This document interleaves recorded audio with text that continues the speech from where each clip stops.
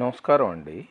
ఇవాల్టి మన టాపిక్‌లో మనము ఆల్టర్‌నేటివ్ ఫ్యూయల్స్‌ని మనం వాడేటప్పుడు మనకొచ్చేటటువంటి ఇబ్బందులు జస్ట్ నేను ఇక్కడ లిస్ట్ చేస్తున్నానండి. ఇది 100% పర్ఫెక్ట్ లిస్ట్ కాదు. ఓకే. కానీ ప్రస్తుతం ఉన్నటువంటి పరిస్థితుల్లో అసలు మనము వెళుతున్నటువంటి వాటిలో వచ్చేటటువంటి లాంగ్ టర్మ్ ప్రాబ్లమ్స్‌ని డిస్కస్ చెయ్యాలి అనేటటువంటిది నా యొక్క ఉద్దేశం అండి. ఇప్పుడు మనకి గల్ఫ్లో జరుగుతున్నటువంటి కాన్ఫ్లిక్ట్లలో కమర్షియల్ టీమ్స్కి అంటే hotels, restaurants, bars, canteens, messes, okay, దాని తర్వాత క్యాఫేస్, ఫుడ్ ట్రక్స్, ఓకే, ఇవన్నీ గనక మనము ఒకటే బాస్కెట్లో గనక వేసుకుంటే వీటన్నిటిలో రెగ్యులర్గా మనము కుకింగ్ కోసము గ్యాస్ని వాడతాం. ఎందుకంటే over a period of time మెల్లగా ఈ కర్ర పుల్లలు, కట్టె పుల్లలు, బొగ్గులు వీటన్నిటి నుంచి మనం వాటికి మారాము. ఓకే. కానీ ఇప్పుడు మనం రివర్స్ అవుతున్నప్పుడు వాటిలో ఎందుకంటే మార్పు అనేటటువంటిది సహజ సిద్ధాంతం అండి. ఓకే. ఈ సహజ సిద్ధాంతంలో మనం ఒక రెస్టారెంట్ని కానివ్వండి, లేకపోతే కనుక మన యొక్క ఫుడ్ ప్రొడక్షన్ ప్లేస్లో మనము ఏంటంటే మనం వాడేటటువంటి హీటింగ్ ఎలిమెంట్ ఇప్పుడు కొత్తగా గనక చూసుకుంటే గనక మనకి గ్యాస్ ఉందండి. దాని తర్వాత ఎలక్ట్రికల్తో మనకి జాకెటెడ్ వెసల్స్ యూజ్ చేసేసి స్టీమ్తో కానివ్వండి, లేకపోతే కనుక సన్లైట్లో కానీ ఎలక్ట్రిసిటీ పెట్టుకుని వాటితో కుకింగ్ చేసేటటువంటి ప్రాసెసెస్ కూడా అవైలబుల్ ఉన్నాయండి. కుకింగ్ ఆయిల్ని ఇండస్ట్రియల్ ఫర్నెస్ ఆయిల్స్ కింద మార్చుకునేటటువంటి పద్ధతులు కూడా ఉన్నాయండి. కానీ ప్రతిదానికి దాని యొక్క ఏంటంటే కనుక ఫాల్ బ్యాక్ మెకానిజంలో ఉండేటటువంటి ఇబ్బందులు కూడా మనకి తెలిసి ఉండాలి.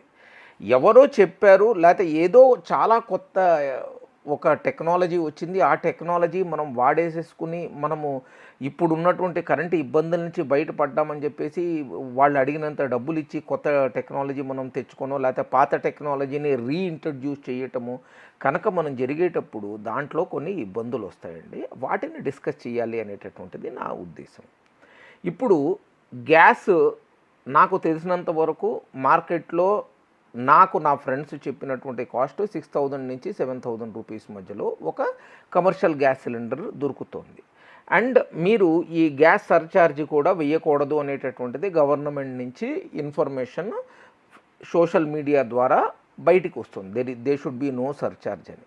కానీ ఇక్కడ ఒకటి మనం గమనించాల్సింది ఏంటంటే మన ప్రొడక్షన్ కాస్టు ప్లస్ మన ఓవర్ హెడ్స్, దాని తర్వాత మన interest on investment and other ఏంటంటే ఎక్స్పెన్సెస్ కనుక మనం మొత్తం కలుపుకుని దాని తర్వాత మాత్రమే మనకి అసలు ఇంతకీ మనం ప్రాఫిట్లో ఉన్నామా లేకపోతే కనుక నెగిటివ్లో ఉన్నామా అనేటటువంటి పాయింట్ తెలుస్తుంది. సో ఇది వ్యాపారం అనేటటువంటి దాంట్లో లాభం అనేటటువంటిది ఇంపార్టెంట్ కాబట్టేసి మనం నడిపిస్తున్నటువంటి మోడల్లో సడన్ చేంజెస్ చేస్తే ఆల్రెడీ అలవాటైపోయి ఉన్న కస్టమర్కి మీరు గ్యాస్ 6,000కి తెచ్చారా లేకపోతే 600కి తెచ్చారా అనవసరం అండి. వాళ్ళకి కావాల్సింది 30 రూపాయలకి నాకు ఇడ్లీ దొరకాలి అంటే 30 రూపాయలకి ఇడ్లీ దొరికిన చోటుకే వెళ్తారు వాళ్ళు. కాబట్టి మీరు ఈ యొక్క క్యాలిక్యులేషన్ సరిగ్గా చూసుకొని నాన్ వయబుల్ బిజినెసెస్ అయితే కనుక ఎగ్జిట్ అయిపోండి ఫర్ ద టెంపరరీ పీరియడ్ అండి. ఎందుకంటే ఇది సిస్టమిక్ ఇష్యూ కాబట్టేసి మొత్తం సిస్టమ్ ఇప్పుడు కరోనాలో ఒక సిద్ధాంతము ఏర్పడింది. ఇంట్లో ఉండాలి, ఎక్కువ బయటికి రాకూడదు, మాస్కులు వేసుకొని తిరగాలి, ఇంకొన్ని వేరే what ever reason it is they. అది ఏమైపోయింది మొత్తం సిస్టమిక్ మొత్తం రాజ్యమంతా ఉంది కాబట్టేసి ఆ మొత్తం ఏరియాలో జనాలు వాటిని పార్టిసిపేట్ అయ్యారండి. అది ఒక సీ చేంజ్ ఈవెంట్. ఆ సీ చేంజ్ ఈవెంట్తో మన యొక్క థాట్ ప్రాసెస్ మారిపోయేసి మన లైఫ్ దృక్పథాన్ని చూసేటటువంటి కోణం మారేసి మనము ఇంకొన్ని కొత్త బిజినెస్ మోడల్స్ ఫర్ ఎగ్జాంపుల్ మీకు ఈ డెలివరీ బేస్డ్ బిజినెస్, లేకపోతే ఇంటికి డెలివరీ అయ్యేటటువంటి బిజినెస్, లేకపోతే ఫుడ్ మూమెంట్ యొక్క బిజినెస్, ఫుడ్ యొక్క ప్యాకింగ్, డిస్పోజబుల్స్ వీటన్నిటి మీద మీకు ఒక రకమైనటువంటి అవగాహన వచ్చి అది పాజిటివ్ అనే నేను అంటాను. ఆ పాజిటివ్ సైడ్కి మూమెంట్ అయ్యామండి. ఇప్పుడు ఉన్నటువంటి ఇష్యూతో మనకి ఇప్పుడు మోదీ గారు కూడా చెప్పారు ఏంటంటే కనుక we should be prepared for the worst outcome అని చెప్పేసి. వరస్ట్ అవుతుందని నేను అంటలేదు, వరస్ట్ అవ్వాలని కూడా నేను కోరుకోవట్లేదు. కానీ గ్యాస్ నాన్ అవైలబిలిటీతో నేను నా వ్యాపారాన్ని ఆపేస్తే నా కస్టమర్ బేస్ దెబ్బతింటుంది అనుకుంటాం. ప్రస్తుత పరిస్థితుల్లో అయితే కనుక అది ఒక గోడ మీద పిల్లి లాంటిదండి. ఎందుకంటే అది అవ్వనువచ్చు, అవ్వకపోనువచ్చు. ఇప్పుడు మనం నడిపిచ్చాము. మనకున్నటువంటి ఇబ్బందుల వల్ల మన షాప్ మొత్తం అంతా దాని ఇంటీరియర్ పాడైపోయింది. లేకపోతే దాని యొక్క మెథడాలజీ మారిపోయింది. మీ ఇన్వెస్ట్‌మెంట్ ఎంత అయిపోయిందంటే గనక రిటర్న్ ఆన్ ఇన్వెస్ట్‌మెంట్ వచ్చేటప్పటికి టోటల్లీ హెవీ నెగెటివ్స్ ఎళ్తోంది. వన్స్ ఆర్ ట్వైస్ మనం లాస్‌ని భరించొచ్చండి. కానీ కాన్స్టెంట్‌లీ లాస్‌ని తీసుకోవాలంటే వి ఆర్ నాట్ చారిటీ అండి. Businesses are not charity and businesses are run for making profits.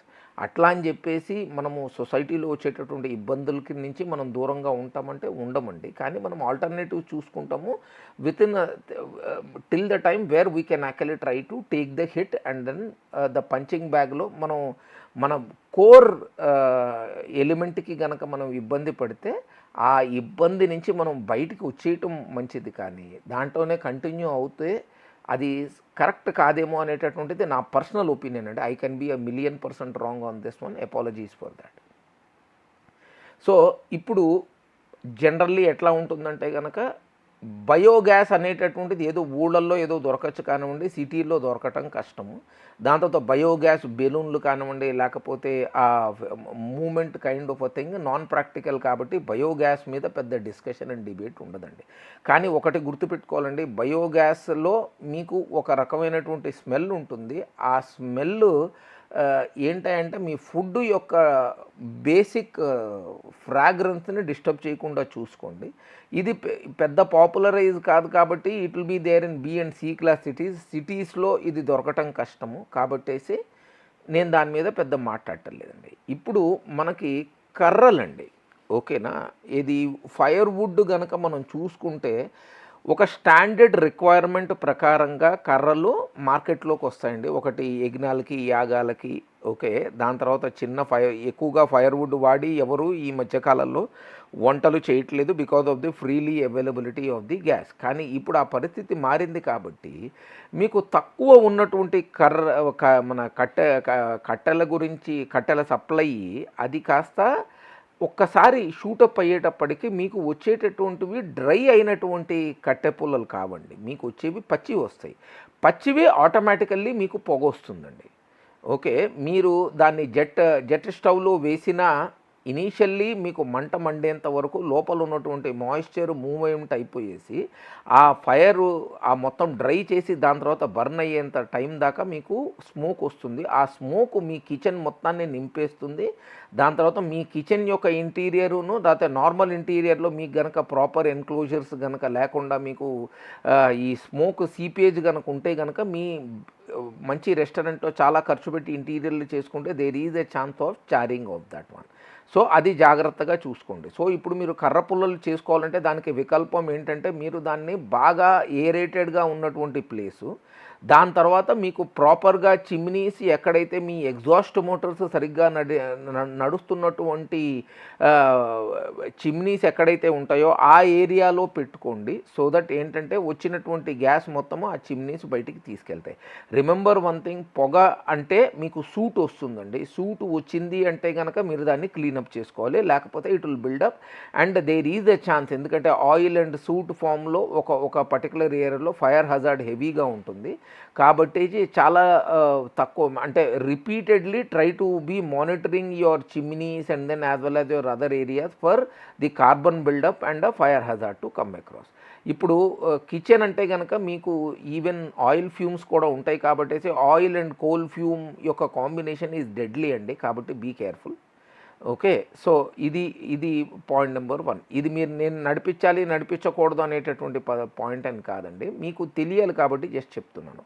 దాని తర్వాత సేమ్ థింగ్ ఇప్పుడు బయోమాస్ కోసం మనం జనాలు బయోమాస్లో ఎట్లా ఉంటుందంటే కనుక ఇప్పుడు పిడకలు ఉన్నాయి, లేకపోతే కనుక చిన్న చిన్న ప్యాలెట్స్ వస్తున్నాయి మీకు, ఏది కంప్రెస్డ్ ప్యాలెట్స్ అనమాట. దాని తర్వాత వుడ్, మీరు ఇప్పుడు రేపు పొద్దున ఎక్కడైనా ఫ్యాక్టరీలో వుడ్ ప్రాసెసింగ్ ఫ్యాక్టరీలో మీకు వచ్చేటటువంటి పౌడర్ ఉంది, దాన్ని కొంచెం గమ్ముతో యాడ్ చేసి చేయటమో, లేకపోతే కనుక చార్కోల్ను ప్లస్ ఇవి మిక్స్ చేసేసి దాన్ని ఒక ప్యాలెట్ కింద కంప్రెస్ చేసి ప్యాలెట్స్ కింద తయారు చేస్తున్నారు. ఇవి చాలా వరకు స్మోక్లెస్ ఉంటాయి కానివ్వండి. ఇప్పుడు ఒక్కసారి డిమాండ్ కంటే డిమాండ్ పెరిగేటప్పటికి ప్రొడక్షన్లో డిలేస్ ఉంటాయి. ఓకే, ఇవన్నీ ఏంటంటే ఎండబెట్టినటువంటి ఈ కోల్ కానివ్వండి, చార్కోల్ కానీ లేకపోతే కనుక వుడ్ పీసెస్ కానివ్వండి, ఎవ్రీథింగ్ వాటన్నిటినే కంప్రెస్ చేసి చేసేటటువంటి మెటీరియల్ కాబట్టేసి దీంట్లో క్వాలిటీ తగ్గితే కనుక there is the chance of a smoke. And apart from that ఇవి చాలా తొందరగా మీకు ఒక పర్టికులర్ టైంలో మంట ఇచ్చేసి they will give you high heat and then they will actually get converted into ash. Okay, same thing మీకు కోల్లో కూడా అవుతుందండి. కోల్ అండ్ చార్కోల్, ఇప్పుడు మనం ఏది మనిషి తయారు చేసిన బొగ్గు నిన్ను దాని తర్వాత నేల నుంచి వచ్చినటువంటి బొగ్గు మీరు చూసుకోవచ్చు. దాని తర్వాత వేరే type of mass producing related thing ఉన్నాయండి, which is known as diesel బట్టి అండి. డీజిల్ బట్టి అంటే మనకి మనం గుర్తుపెట్టుకోవాల్సింది, ఒకానొకప్పుడు మీరు చాలామంది చూసున్నారో లేదో నాకు తెలియదు కానివ్వండి, మా చిన్నప్పుడు గ్యాస్ లేని టైంలో రేషన్లో కిరోసిన్ దొరికేదండి. ఓకే, ఈ కిరోసిన్ కోసం స్టవ్వులు ఉండేవి. ఇవి ఒకటి ఒత్తుల స్టవ్ ఉండేది, రెండు వచ్చేటప్పటికి ప్రెషర్ స్టవ్ ఉండేదండి. సో ఈ ఒత్తుల స్టవ్ సౌండ్ చేయదండి, కానీ ఏంటంటే చారు ఉంటుందండి, మీ గిన్నెలన్నీ నల్లగా అయిపోతాయి. కాబట్టేసి మీ గిన్నెలకు అన్నిటికీ ప్రొటెక్షన్ పెట్టుకోండి.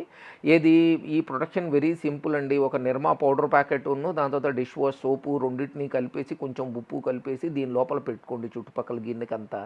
సో ఆ గిన్నె అయిపోయిన తర్వాత బయటికి తీసేసి దాని చుట్టూ అంతా కనుక నీళ్లు పోసేసి ఒకసారి పీచుతో కానీ దాన్ని రుద్దేస్తే కనుక మళ్ళీ మీ గిన్నెలు మీ నార్మల్ పొజిషన్స్కి వస్తాయి. రిమెంబర్ వన్ థింగ్, కొంచెం పవర్ఫుల్, మీరు ఇప్పుడు బొగ్గులు ఇవంతా ఉంటే మీకు యాష్ వస్తుంది కాబట్టేసి ఆ లైవ్ వాటర్ వాడుకోండి వీలైనంత వరకు. కొంచెం చెయ్యి జాగ్రత్త, ఎందుకంటే లై ఈజ్ ఆల్కలైన్ కాబట్టేసి మీకు సబ్బుల్లో ఉండేటటువంటిది కోర్ పదార్థం ఇదే అండి. కాబట్టి మీరు ఇప్పుడు బొగ్గుతో బూడిద వస్తుంది, ఆ బూడిదని ఒకసారి దాన్ని ఫిల్టర్ చేసేసి దాన్ని మీరు నీళ్ళల్లో కలుపుకొనో లేకపోతే గిన్నెలు తోముకునేందుకో వాడుకోవచ్చు మీరు. సో అవి చూసుకోండి. సో ఇది ఇది కానీ ఈ కిరోసిన్ ప్రెషర్ పంపు కనుక మీరు వాడినటువంటి కిరోసిన్ స్టవ్ వాడితే దాంట్లో విపరీతంగా సౌండ్ వస్తుందండి.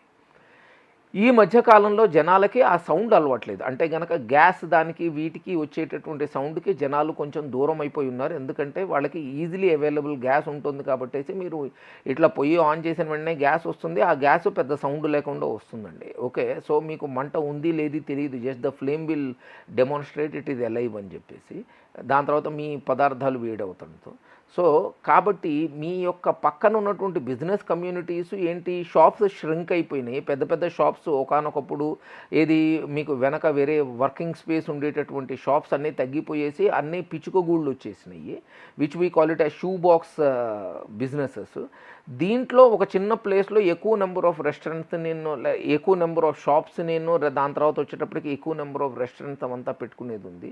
కంబైన్డ్ కింద చూసుకుంటే దీంట్లో వచ్చేటటువంటి డెసిమల్ సౌండ్ ఎక్కువ ఉంటుంది కాబట్టేసి పీపుల్ మే కంప్లైంట్. ఏది మీకు నైబర్స్ అవ్వచ్చు, టెనెంట్స్ అవ్వచ్చు, లేకపోతే కనుక మీ బిల్డింగ్ పీపుల్ అవ్వచ్చు, and owners association and or regulators.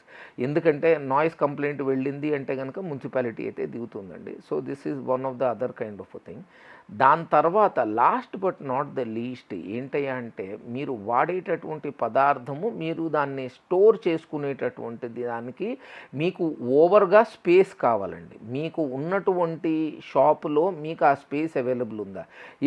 ఏది మీకు ప్రాబ్లం లేదు, ఎవరు ఏమీ అంటలేదు, నేను ఇప్పుడు టెంపరవరీ పీరియడే కదా అనేసి అనుకున్నప్పుడు మనము ఏంటంటే మనం ప్రోడక్ట్ని తెచ్చుకోవాలి. ఇప్పుడు కట్టె పుల్లలు మనం కనుక మన పొయ్యిలో మన కిచెన్లో వాడుతున్నాం, ఏ రకమైనటువంటి ఇబ్బంది లేదు, నేను కర్ర పుల్లలు వాడచ్చు అన్నప్పుడు ఆ కర్రలు స్టోర్ చేసుకునేటటువంటి స్పేస్ విల్ బీ హ్యూజ్ అండి. లేకపోతే కనుక బొగ్గు కనుక మీరు ఎక్కడైతే స్టోర్ చేసుకుంటున్నారో దట్ విల్ బీ హ్యూజ్ అండి. So kindly keep this in mind. Okay, and ఇప్పుడు మీకు కిరోసిన్ స్టవ్, డీజిల్ బట్టీలో కూడా ఇదే ప్రాబ్లం ఉంటుందండి, హెవీ సౌండ్ వస్తుంది. ఓకే, కాబట్టి రిమెంబర్ వన్ థింగ్. అండ్ మీరు వెహికల్స్లో పోస్తున్నటువంటి ఫ్యూయల్ లిక్విడ్స్ ఏవైతే ఉన్నాయో, ఫర్ ఎగ్జాంపుల్ పెట్రోల్ ఉంది, లేకపోతే డీజిల్ ఉంది. ఓకే, ఈ రెండు, దాని తర్వాత మీకు సిఎన్జి కూడా ఉంది. కానీ అన్ఫార్చునేట్లీ నాకు తెలిసినంత వరకు సిఎన్జి కుకింగ్ ఎక్విప్మెంటు మార్కెట్లో లేదని నేను నమ్ముతున్నాను. నేను వినలేదు ఎక్కువ. Okay, I can be wrong on that. So అది ఒకసారి చెక్ చేసుకోండి. అండ్ మెయిన్ పాయింట్ ఏంటంటే మీరు ఇన్వెస్ట్ చేసే ముందర మీ యొక్క లాంగ్ టర్మ్ గోల్స్కి ఇది సెట్ అవుతుందా, దాని తర్వాత ఈ యొక్క products are they available to you on rental అనేటటువంటిది మీరు చెక్ చేసుకోండి. ఎందుకంటే రెంటల్ అవైలబుల్ ఉంటే కనుక మీరు ఆ రెంటల్ది తీసుకొచ్చుకొనేసి దెన్ పే హిమ్ సంథింగ్. ఎందుకంటే ఒకసారి మళ్ళీ గ్యాస్ అవైలబిలిటీ ఉన్నప్పుడు మీరు ఈ మిగతా ఏవైతే ఇబ్బందికరమైనటువంటి అన్కంఫర్టబుల్ టైప్ ఆఫ్ ఎక్విప్మెంట్ ఏదైతే ఉందో ఆ ఎక్విప్మెంట్ మీకు ఎప్పుడు అది పక్కన మళ్ళీ గోడౌన్లోకి వెళ్ళిపోతుంది తప్పించేసి మీరు దాన్ని కాన్స్టెంట్గా వాడరండి. ఎలక్ట్రికల్ లోడ్ బేరింగ్ చెక్ చేసుకోవాలండి. ఎందుకంటే మీరు కనుక ఎలక్ట్రికల్ ఎక్విప్మెంట్ని రావటం పెద్ద సింపుల్ పాయింట్ అండి. కానీ ఆ ఎలక్ట్రికల్ ఎక్విప్మెంట్ యొక్క లోడ్ ఫ్యాక్టర్ చెక్ చేసుకోండి. అది ఇంతకీ సింగిల్ ఫేజా 3 ఫేజా. ఓకే, సింగిల్ ఫేజ్ అయితే కనుక నా దగ్గర ఉన్నటువంటి కరెంటు వైరింగ్ ఓకే ఆ హెవీ లోడ్కి నేను తీసుకోగలుగుతుందా ఏది నా యొక్క బిల్డింగ్ సిస్టము, లేకపోతే వైర్ చేంజ్ కోసం నేను సపరేట్గా ఎలక్ట్రికల్ కనెక్షన్స్ ఏమన్నా పెట్టాలా అనేటటువంటిది చెక్ చేసుకోండి. ఎందుకంటే మీరు ప్రాసెసింగ్కి వాటికి ప్లాన్ పెట్టుకున్నారు కానివ్వండి, హీటింగ్ ఎలిమెంట్లో అయినటువంటి రిక్వైర్మెంట్ కొంచెం ఎక్కువ ఉంటుందండి. సో ఆ లోడ్ ఫ్యాక్టర్ ఎక్కువ ఉంటుంది కాబట్టి మీరు గమనించండి, గీజర్లలోనూ వాటిలోనూ electrical equipment they take a good amount of electric power కాబట్టి అవి చెక్ చేసుకునేసి do it. And remember, electrical equipment మీరు తెప్పించేటప్పుడు మీరు అసలు ఇంతకీ రేపు పొద్దున ఎలక్ట్రిసిటీ లేకపోతే నా పరిస్థితి ఏంటి అనేటటువంటి ప్లాన్ కూడా పెట్టుకోండి. ఎందుకంటే కాన్ఫ్లిక్ట్స్ వల్ల మనము మన దగ్గర ఉన్నటువంటి న్యాచురల్ రిసోర్సెస్తో మేము ప్రొడ్యూస్ ఎలక్ట్రిసిటీ, కానీ అది ఎన్నాళ్ళు ఉంటుంది అనేటటువంటిది is an assessment that has to be done based on the local criteria and scenario and government support on these kind of systems. ఒక ఇండస్ట్రీ బాడీ నుంచి గవర్నమెంట్కి ఒక మెమరాండం సమర్పించుకోండి మీ ఇబ్బందుల్ని. తొందరగా గ్యాస్ సిలిండర్స్ రావాలి, దాని తర్వాత వచ్చేటప్పటికి ఓవర్ హైప్ అంటే 3 to 4 times the basic cost of the product is not acceptable అని చెప్పి గవర్నమెంట్కి చెప్పుకోండి. ఓకే, ఏమన్నా వింటారేమో. ఓకే, ఎందుకంటే మన ఇబ్బంది అంటే పబ్లిక్ కూడా ఇబ్బంది పడతారండి. ఇప్పుడు రేపు పొద్దున ఒక ఓల్డ్ ఏజ్ హోమ్లో నేను ఒక కిచెన్ రన్ చేస్తున్నానండి, వాళ్ళందరికీ ఫుడ్ పెట్టే బాధ్యత అయితే కనుక ఎవరైతే కిచెన్ రన్ చేస్తున్నారో వాళ్ళ మీద ఉంటుంది కదా sir. Okay, similarly you will get around 1000 stories. Okay, or even more than that. ఎందుకు నేను అసలు ఈ యాక్టివిటీ చేయాలి అనేటటువంటి పాయింట్. ఓకేనా. So based on this points నా ఉద్దేశం ప్రకారం మీరు కొంత నేర్చుకుని దాని తర్వాత ఇక్కడ ఉన్నటువంటి ఇంపోర్ట్స్లో మీకు పాజిటివ్సే కాదు నెగిటివ్స్ చూసుకోండి. లాంగ్ టర్మ్లీ మీకు అయ్యేటటువంటి ఎక్స్పెన్స్ ఎంత అవుతుంది అనేటటువంటిది క్యాలిక్యులేషన్ తీసుకుని take a proper decision which will result in your business enhancement and not disruption. Thanks a lot. Okay, have a nice day and God bless.